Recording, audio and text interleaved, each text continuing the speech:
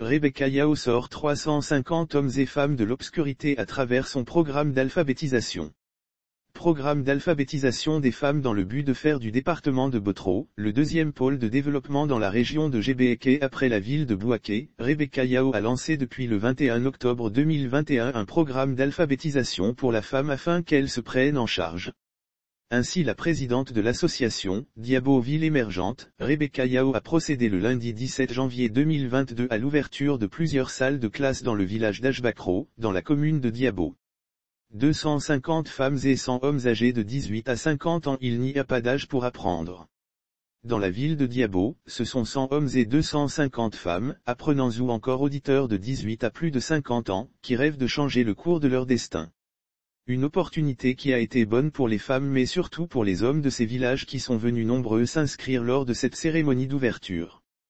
C'est avec un réel plaisir que je constate un grand engouement et chaque mois depuis, nous ouvrons des classes dans les villages. Je me réjouis que mes parents aient compris que l'alphabétisation c'est savoir lire et écrire, mais aussi, que l'alphabétisation permet de gagner le respect des siens, d'ouvrir des perspectives et de favoriser le développement avant de s'engager à être à la disposition de ces femmes et ces hommes pour que le département de Botro émane des champions, a-t-elle indiqué face à la presse.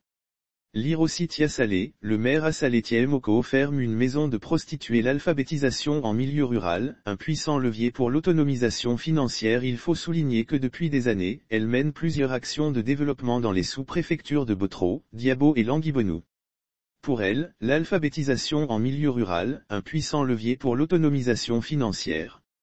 L'alphabétisation et l'éducation demeurent le défi à relever pour accélérer le développement de notre localité.